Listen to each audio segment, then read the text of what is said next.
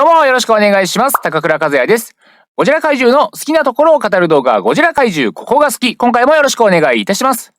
さて、今回は前回に引き続きまして、モスラの概要編でございます。前回は昭和時代のモスラについてお話しいたしましたが、今回はバーサスシリーズと平成3部作のモスラについてお話ししていきます。これ以降のね、ミレニアムシリーズとか、劇場版のアニメ、あるいは海外の作品なんかに登場するモスラについては、すいませんけども、また次回ということでよろしくお願いいたします。ということで、今回の動画でもバーサスシリーズと平成モスラ3部作での劇中での行動や特徴をお話ししていきます。ということで、最後までよろしくお願いいたします。それでは、まずはそれぞれのモスラの登場作品からざっとご紹介していきます。平成最初の登場作品、ゴジラ VS モスラから始まりまして、ゴジラ VS スペースゴジラには過去の映像とともに、モスラ本体が登場するとともに、分身であるフェアリーモスラが登場します。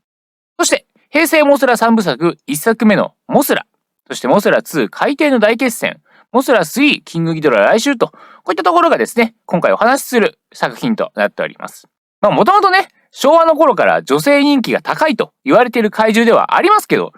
割と子供向けなね、テイストの作品である平成モスラ3部作にも出演しまして、これはもう女性だけではなく子供人気もかっさらってやろうというなかなかしたたかなところがあるのかなという感じもね、いたします。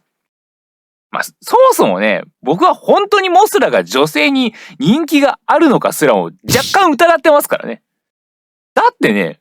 虫だしね。だって女性が嫌いなものランキングっていうものがもしあるとしたら、もう虫より嫌いなのって風呂入ってない男ぐらいでしょ。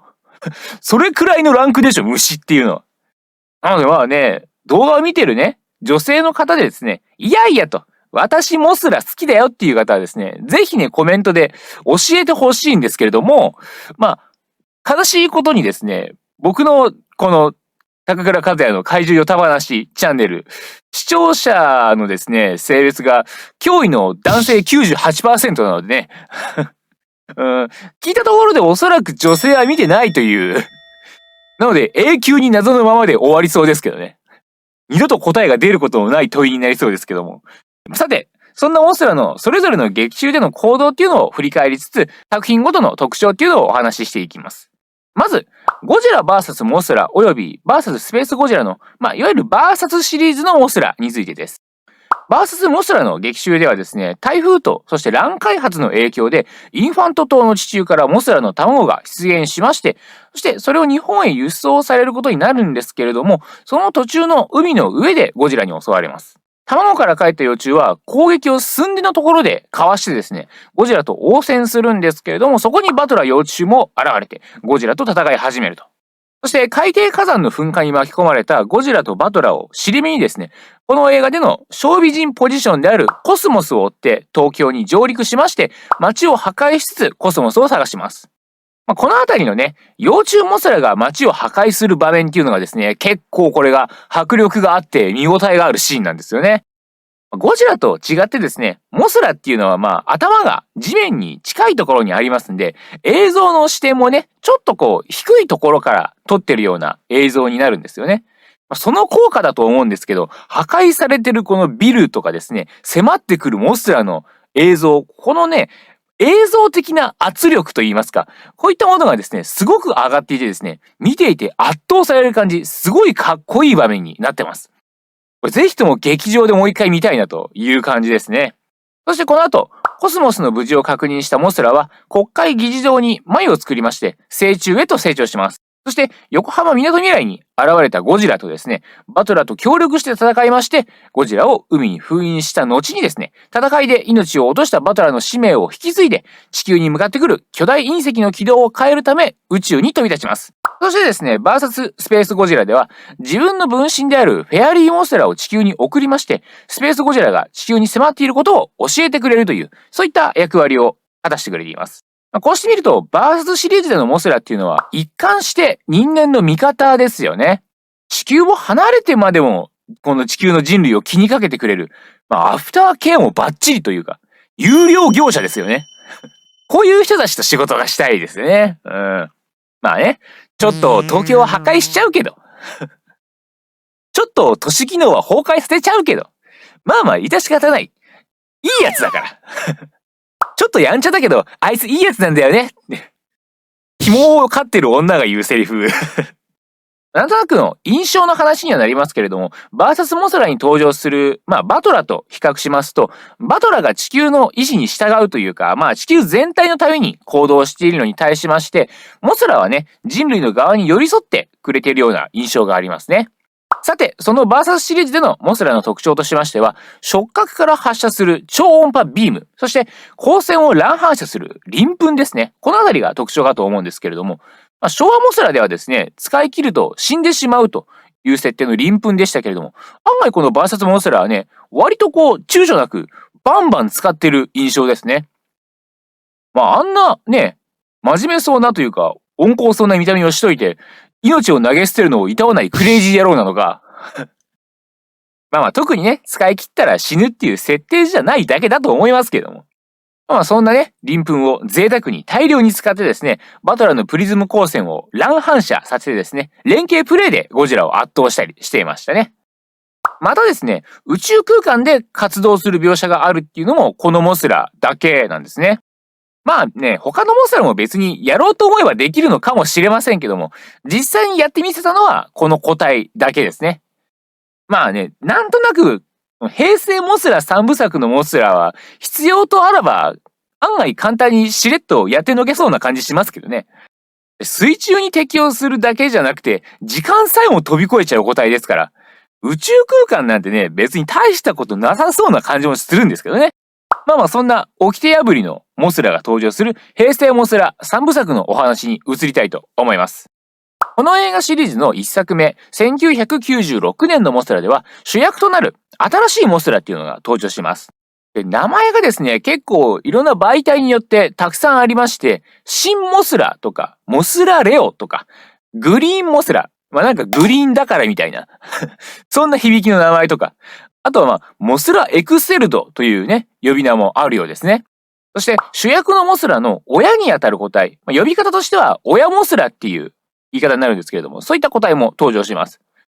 劇中ではですね、封印が解け復活した敵怪獣デスギドラに対して、最初はですね、多彩な攻撃を繰り出す親モスラだったんですけども、次第にだんだん力負けというか、押され気味になって劣勢になっていきます。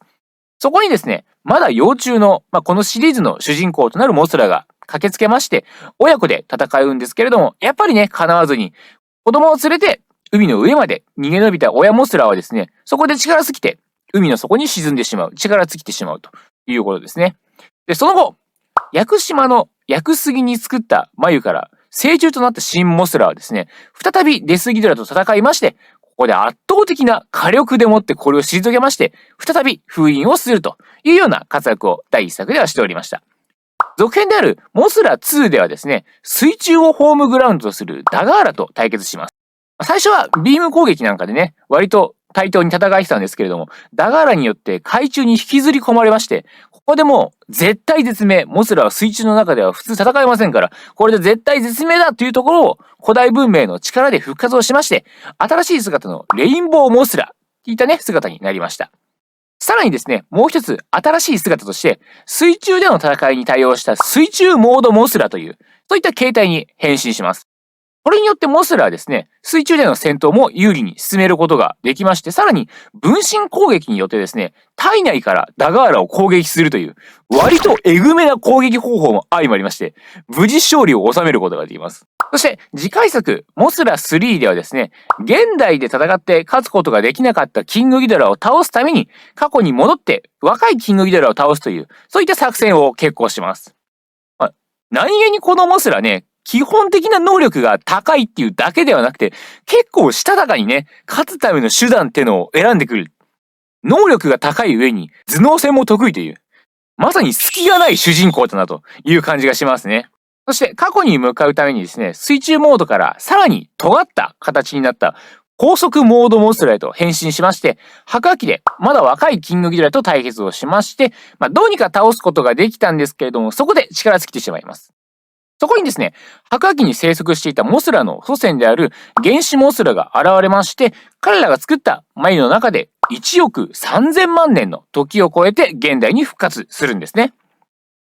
ちなみに余談なんですが、この原始モスラによって眉に包まれるっていうシーンですね。実は原始モスラが吐く糸に使われていたシンナーに火がついちゃいまして、